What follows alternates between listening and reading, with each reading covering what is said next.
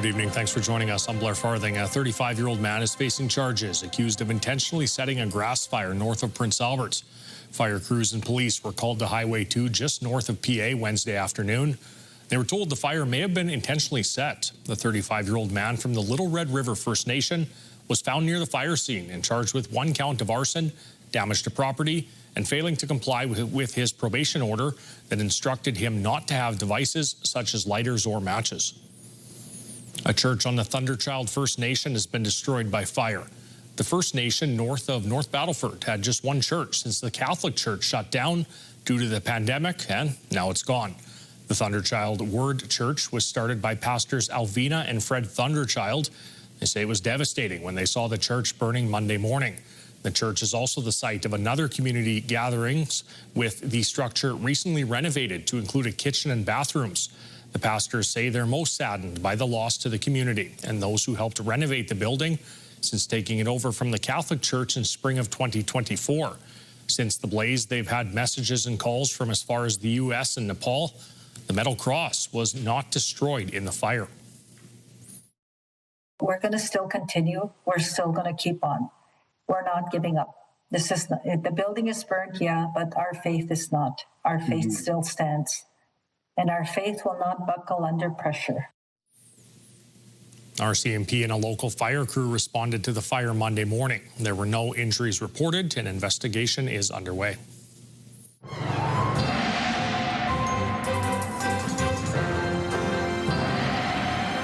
Laura Woodward in now for a quick look at our weather situation here. And Laura, what should we know as we head into the weekend? Well, heading into the weekend, Blair, it's looking to be pretty nice. We're just having to get through this overnight temperature that could bring a risk of frost. So if you have any plans, I'd bring them inside and then brace for a pretty nice weekend, especially Sunday. I'll have your full weather forecast coming up.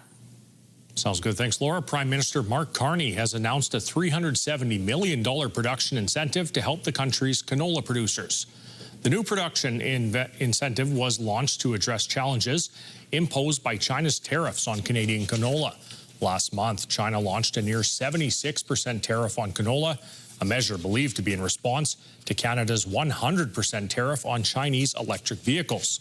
Yesterday, Ottawa announced Canada's parliamentary secretary would be joining Premier Scott Moe on his trip to China to smooth over trade ties and make the case that China's 76% tariff on Canadian canola be lifted. Romana Didulo, a woman proclaiming herself Queen of Canada, appeared in court this morning in Swift Current after being arrested Thursday. I requested under natural law court only and did not give consent to statutory law. Didulo is charged with 1 count of intimidation of a justice system participant in connection with an ongoing investigation in Richmond. An investigation police say began in July. She also faces 1 charge for failing to comply with a court order. During the appearance, Didulo repeatedly opposed the charges, claiming she only follows what she calls natural law, adding she wishes to represent herself. Rick Manns, the man who owns the former school which Didulo and her fringe conspiracy group resides in, also appearing today. Both Manns and Didulo are scheduled for bail hearings Monday morning in Swift Current. Over $50,000 worth of contraband has been seized at Saskatchewan Penitentiary. The contraband items seized include methamphetamine and THC. The total estimated institutional value of the seizure, made August 29th, is about $56,000. Police have been notified, and Saskatchewan Penitentiary is now investigating. This is the 10th time in under a year more than $60,000 worth of contraband has been seized at the pen. An elderly couple from Wolseley is dealing with a financial fallout after a car rammed into their property in Moosomin. In early April, Mary Lynn Arkenstall received a phone call from RCMP saying a car had crashed into the side of her property in Moosomin. Her tenants left only 20 minutes before the collision happened. Now, according to RCMP, the driver experienced a medical emergency before the vehicle hit the home. The driver was pronounced deceased in Moosomin Hospital. The senior couple lives in Wolseley, an hour drive each way from Moosomin. They say SGI Canada offered roughly $3,800 for repairs and no assistance in finding a contractor. It's just been a disaster for us. I know it was much worse for the people that lost their loved one, but it's been a disaster for us too. In a statement to CTV News, SGI Canada says it cannot speak to the details of a specific case. Prince Albert's new Lake Country Co-op Leisure Centre is officially open. Following a soft opening in late August, the city cut the ribbon on the Lake Country Co-op Leisure Centre aquatic facility this morning. Construction on the $117 million project began in 2022, and it opened gradually throughout this year, beginning with the twin rinks earlier in the year. The aquatic area's water slides, wave pool, and lane pool are now open for use. Lake Country Co-op secured naming rights for 25 years with a $10 million contribution to the project.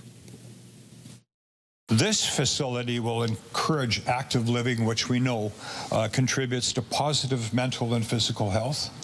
It'll support teamwork, sport, competition, community gathering opportunities. The city says this is the largest recreational infrastructure project in Prince Albert's history. The final budget for Saskatoon's new downtown library has been set at $150 million. That's a $16 million increase from the initial budget estimate of $134 million. The library's administration and board of trustees says the additional resources will be fully drawn from existing library reserves. The average homeowner in Saskatoon will see an increase of $1.60 a year for the library levy to fund the capital project in 2026. There will be no increases in 2027. The team has worked really hard over the past few years to make sure that we're delivering a really fantastic transformational building, but doing so within our means, within the funding plan, and really respecting that value for money. The new library is slated to be opened sometime in 2027. Saskatchewan's unemployment rate is the lowest among the provinces. Job numbers for August show Saskatchewan's unemployment rate was 4.7% compared to the national average of 7.1%. The province says Saskatchewan saw record growth with 16,500 full-time jobs added since last August. It also says a record 534,300 people were employed in August. On the national front, Stats Canada says the economy shed 65,500 jobs last month. That's a level of unemployment not seen since May of 2026, excluding the worst years of the pandemic. The biggest losses were seen in transportation and manufacturing. Newfoundland had the highest unemployment rate at 10.7%. The Saskatoon Police Service has a new deputy chief. Dale Soley has been appointed to the position for a 5-year term. Soley's been with the Saskatoon Police Service for 36 years and has recently been serving as acting deputy chief. He was first hired as a special constable in 1989 before being sworn in as an officer in 1990. Through the years, he's worked in bike patrol, traffic, public safety, tactical support, before becoming a superintendent and now deputy chief. Still to come, keeping seniors involved in the community, how a special care home is going above and beyond.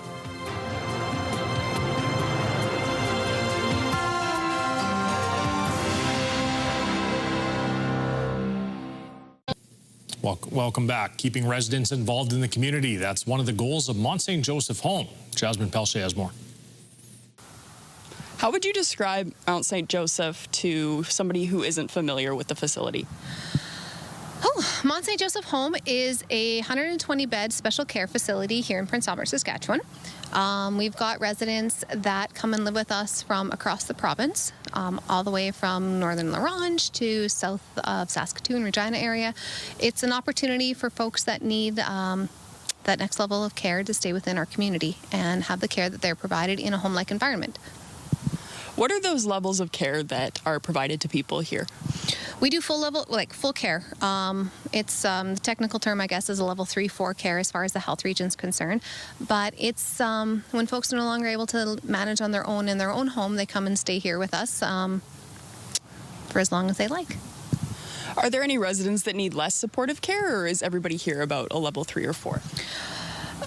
Technically it's a level 3-4, but it's dependent upon that person, right? So some folks you see, they might need a little bit more physical care. Some folks might need a little bit more mental cognition as far as that goes. But everybody that comes into our home comes here because they need to. Residents are placed here through the health region so the process goes through the home care, through their doctoring. And so once a doctor determines that they need that level of care, they get put on a wait list, unfortunately. Or fortunately, depends how you want to look at it. Everyone wants to come stay with us here, so it's whenever the first opportunity opens up that people get offered the beds in the space. We've got residents that are as young as 25, that range up to 102, I believe, at the moment. Wow. Yeah. What sort of activities, I guess, on a day-to-day basis are set up for the residents? We find that we have a different kind of care home here. We offer holistic care, spiritual care, physical care, all of the above. So our opportunities and our programs are vast for our residents. We've got a very healthy therapeutic recreation department. We've got a physical therapy department. We've got a wonderful spiritual care department.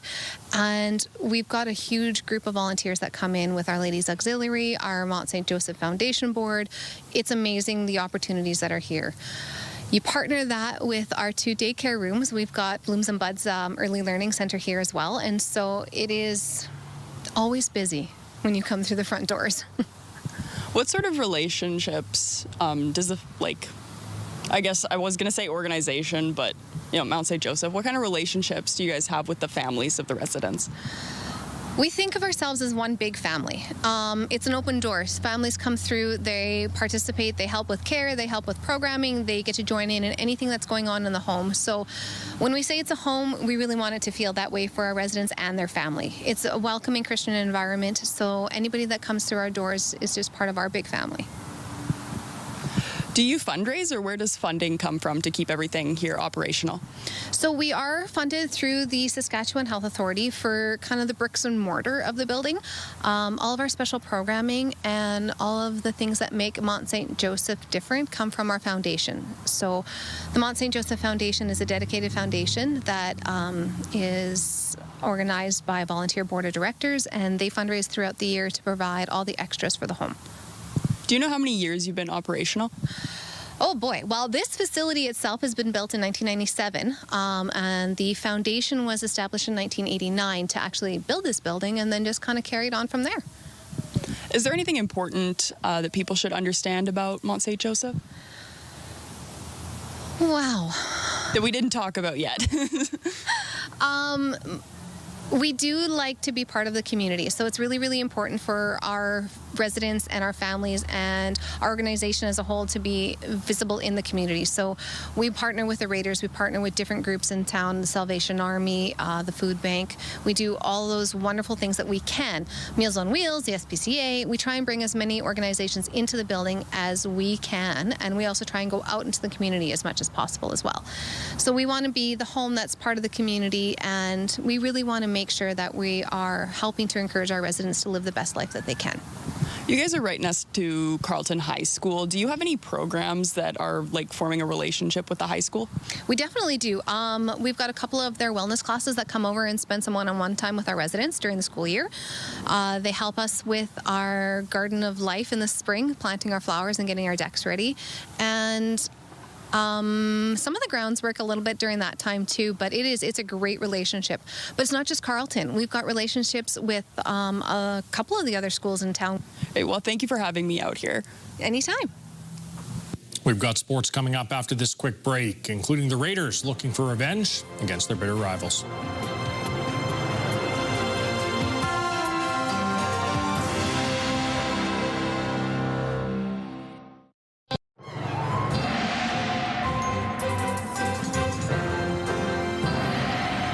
Woodward joins us now for a look at weather. Look at us, Laura, back in business here. That's right, the B team, I think we've been called. B stands for best on a Friday here. What should we know weather-wise? Yeah, that's right. Well, going into the weekend, it's going to be quite nice, especially on Sunday and then into next week. So we've kind of gotten through the coldest part. Overnight, though, that should bring a little bit of frost. So we'll just get through that. And then into the weekend, it's going to be quite nice. Sunshine. And then into next week, highs of 20s. I'll get out of the way here, and you can take a look at our radar and satellite. You can remember yesterday, our province was filled with a lot more green because we saw that system come through with it, bringing all that wind and some rain. And as of right now, looks pretty clear. As I mentioned, sunshine. So nothing to report in that sense in terms of systems coming through. Your forecast tonight looking around 0, -1, a little bit of frost, as I mentioned. North Battleford at 1 degree, Spiritwood at 1 degree, so on the plus side there. And then into tomorrow, seeing highs of around 20 degrees in the Candle Lake, Nipawin, Birch Hills, North Battleford, and Spiritwood area. As for tonight in Prince Albert, -1, a little bit of cloudy skies today, should clear up tonight, and you can see those wind speeds significantly lower than what we saw yesterday. We saw speeds up to about 60 kilometers an hour in Prince Albert, so a lot calmer today. And into tomorrow, a little windier, but that sun peeking through should feel quite nice with a high of 18 and a low of 3 degrees. And check out Sunday, high of 24, low of 9, and then it just continues right on through for the rest of the week. Not so bad for September. We're slightly above seasonal, so looking to be a pretty nice week next week in Prince Albert. Oh, yeah, looking pretty nice indeed there. We'll turn to sports now. The Prince Albert Raiders are looking for revenge tonight when they host their Highway 11 rivals. The Raiders fell 4-1 to the Blades in their preseason opener in Saskatoon earlier this week. Henning Reinprecht scored the lone goal for PA. The puck drops tonight at 6 p.m. at the Art Hauser Center. The teams will meet in another rematch Saturday with the Blades playing host in Warman. Saskatchewan's biggest university football teams play their home openers tonight. First and goal from the 3, and why not? Erickson again, up the middle, touchdown Rams. The University of Regina Rams take on the University of Alberta Golden Bears at Leibel Field with kickoff set for 7 p.m. The Rams are coming off an overtime victory in Calgary to open the season.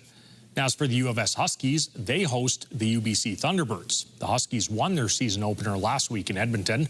Kickoff for tonight's game is set for 7 p.m. at Griffith Stadium.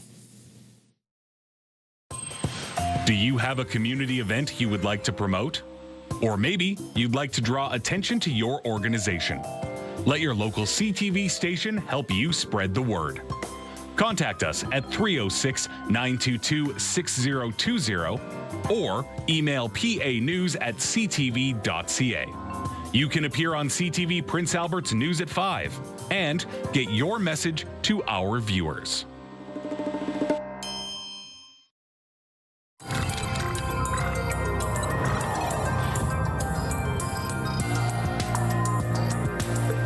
There's a new medical school open in the city of Brampton. As Pauline Chan tells us, students are getting specialized training that'll help them better deal with the challenges facing the Canadian healthcare system. You want to put yourself right over it so it makes your arms stay down. My stethoscope should not be over mine. Dr. Christopher Haddad does CPR while Dr. Humaira Mehboob administers epinephrine during a code blue in the simulation lab at Brampton Civic Hospital. Thank you so much. Epi administered at what time is it, Humaira? You get everything from minor injuries to code blues to spills and accidents and mass casualty incidents. So it's really important to optimize certain protocols in order to make these incidents more efficient for the doctors to do their job and also allow for proper patient care. What's your name? Training for these doctors, who already have their medical degree and are going on to specialize in family medicine, includes time in the emergency department. We have such a huge crisis for needing more family physicians in the community that we're actually going to see 49 residents get out into the community. That's out of a total of 105 TMU residents. The TMU MD program is only a post-grad program. Just on good call. right there, yeah. And Dr. Jobin Varghese, himself a family physician, says the TMU program was designed with the challenges faced by current family doctors in mind. One of the big things we've done is increase the amount of exposure they have to interprofessional care. And this rehab unit's a great unit for that. So relying on the network of physiotherapists, social workers, and more to support patient care. Dr. Mehboob says she decided to become a doctor after seeing numerous family members' experiences with the healthcare system.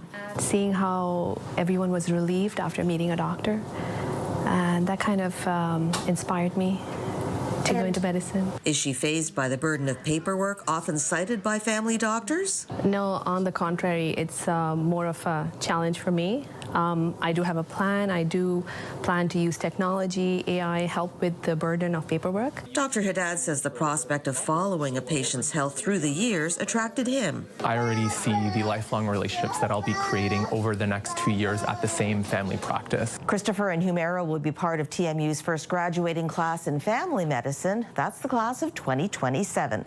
Pauline Chan, CTV News.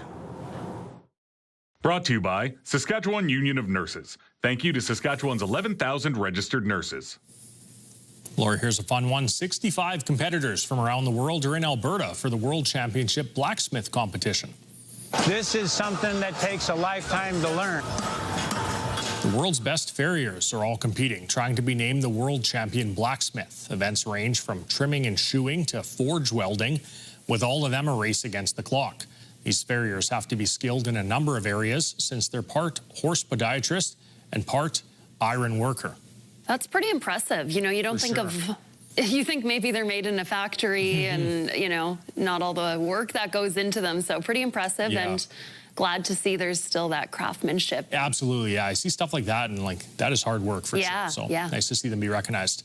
Laura, are you a fan of the Biebs? Of course. Well, just 2 months after he released his first album in 4 years, Justin Bieber has released his new double album called Swag 2. I don't really need a reason to star you. That's all you. Don't pretend I got a reason to call you. It's not true. This is one of his new songs, Speed Demon. It wasn't quite the midnight drop that was promised. The album was a few hours late, with Bieber saying there was a problem uploading it to Spotify and Apple Music. The album is part 2 to the first Swag album, which was released July 11th. What do you think of the first one, Laura? The first album? Yes. Yes. You know what? I liked a couple of the tracks. Daisies. Yes, Daisies was my favorite. Yeah, that's the most popular, and the one about the Yukon truck.